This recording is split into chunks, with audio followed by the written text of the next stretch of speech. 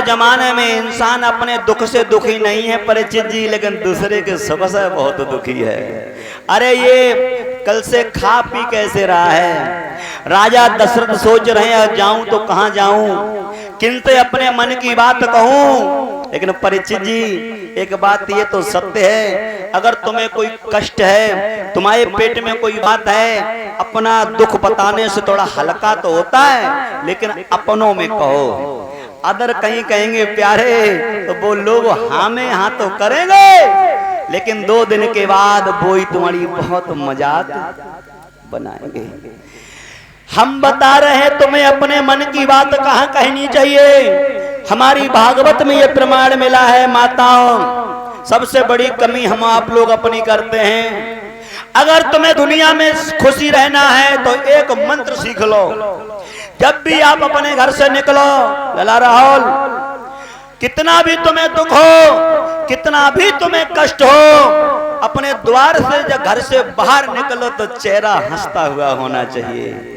चेहरे पे कभी मुरझापन नहीं होना चाहिए। पड़ोसी तो यही देखते हैं, हंस के निकलो, हंस के निकलोगे तो पड़ोसी कहे भाई चाहे तो कोई दुख ही ना है, जो तो दिन रात बढ़त, अब तुम्हें जो दुख है वो कौन जाने, जब तक किसी को बताना नहीं है।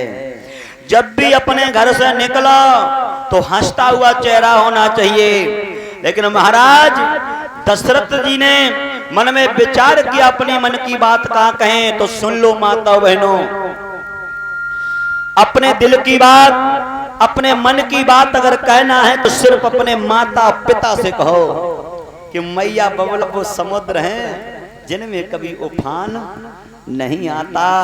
मेरा बेटा कितना दुखी है, बेटा कितना भी गंदा काम कर दे, लेकिन मैया बबला अपने बेटा की बदनामी नहीं करते हैं। एक बात बता रहे हैं, और कभी कभी ऐसा होता है कि मैया बबला नहीं होते हैं, तो एक जगह और बताई है विद्वानों, वो है गुरु का घर। गुरु के घर, गुरु से अपने मन की बात कहो। अगर गुरु सच्चा है तो चेला की उन्नति सोचेगा। गुरु से कहो तो महाराज दशरथ चले हैं। गोस्वामी तुलसीदास ने कलम उठाई और लिखा है कि गुरु गृह गया और तुरंत महे पाला और चरण लागी कर भी नहीं विशाला। बड़े सुंदर आसन पे महाराज दशरथ को बैठाया और कही आओ राजा दशरथ, क्या बात है, आज चेहरा खिला हुआ ये गुलाब की तरह मुरझाया क्यों है? राजा दशरथ का है गुरु। अरे गुरु की कृपा पे बलिहारी, और नजर उठा के देखो तो अयोध्या का सिंहासन खाली। क्या मेरे मरने के बाद, क्या मेरे मरने के बाद कोई ऐसा उत्तराधिकारी नहीं होगा जो सूर्य वंश को आगे बढ़ाए? तो वशिष्ठ जी देखो, सच्चा गुरु यही होता है जो अपने शिष्य को धीर बंधाए। कह रहे हैं बेटा आंसू पोंछ लो। और एक बात और बता रहे हैं विद्वानों, जो ये वशिष्ठ जी थे ये त्रिकालदर्शी थे। फौजी साहब, ये बात त्रेता की है और कल कथा सुनी थी सतयुग की। राजा हरिश्चंद्र सूर्यवंशी के गुरु वशिष्ठ जी थे। सतयुग में भी वशिष्ठ थे और त्रेता में भी वशिष्ठ हैं। ये वशिष्ठ जी बोले लला दशरथ आंखों पहुंचो और मेरी बात सुनो कि चलने वाली है पंसुबेल,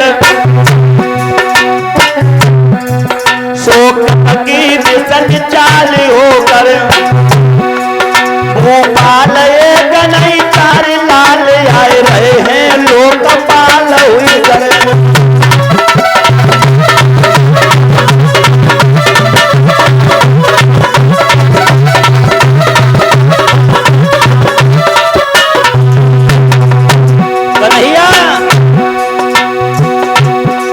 चलने वाली है पंसुबेल, सोपत की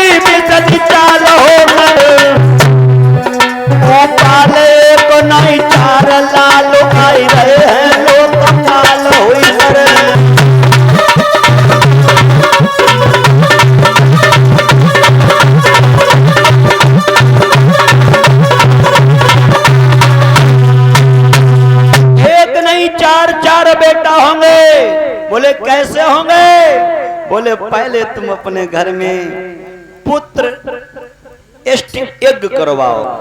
पुत्र इष्ट यज्ञ करने से मतलब बोले जब आप यज्ञ करवाओगे और तब तुम्हारे घर में चार पुत्र पैदा होंगे। देखो विद्वानों, बड़ी समझ की बात आई है, एक मजे की।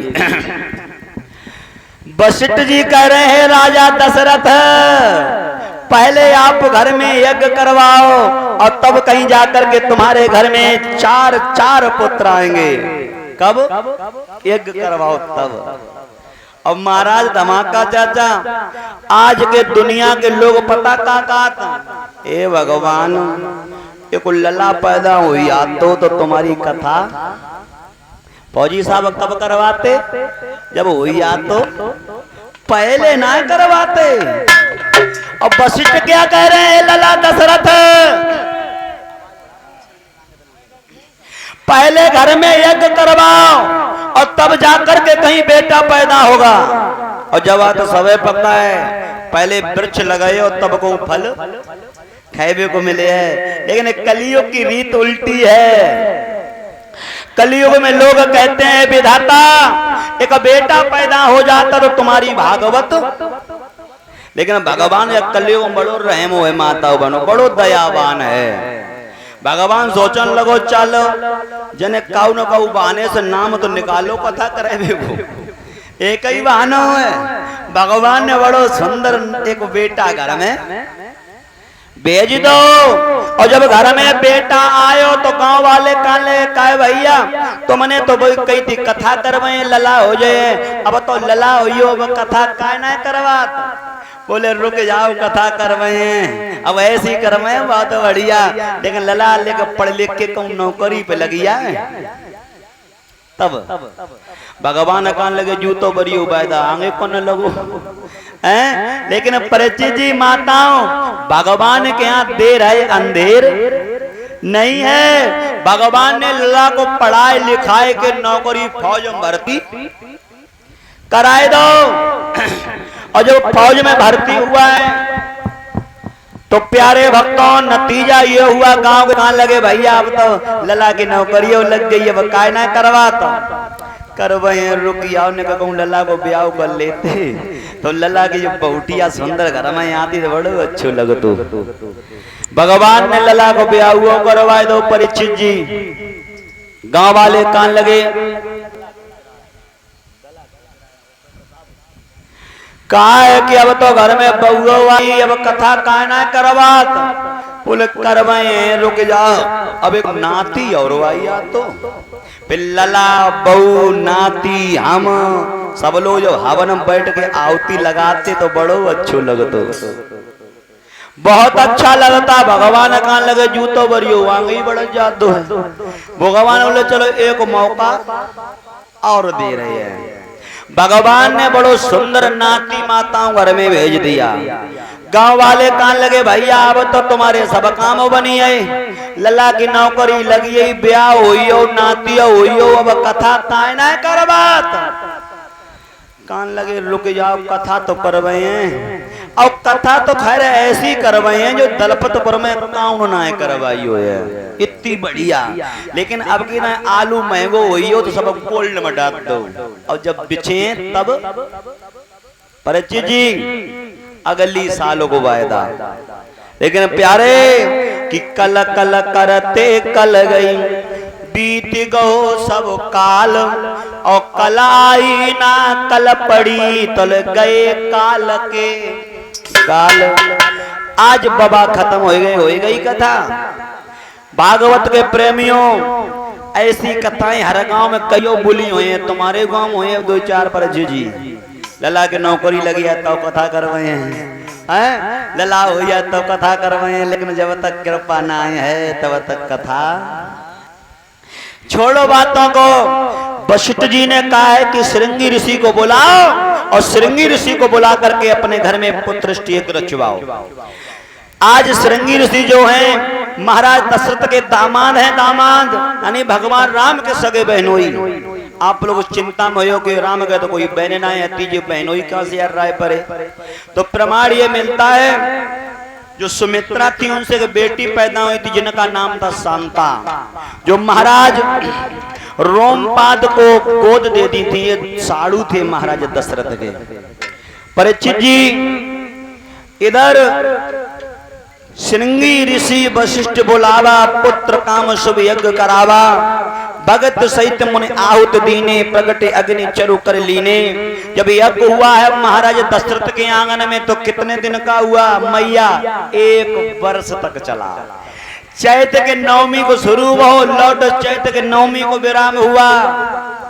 और अब लोग कितने बड़ो यज्ञ कराते पर महाराज? ज्यादा से ज्यादा 7 दिन, ज्यादा हुआ तो 9 दिन, और ज्यादा हुआ तो 11 दिन। ज्यादा से ज्यादा काऊ के पास समय ना है महाराज। सोनो प्यारे को तो घरे को महीना वो तो बिजली का काम है।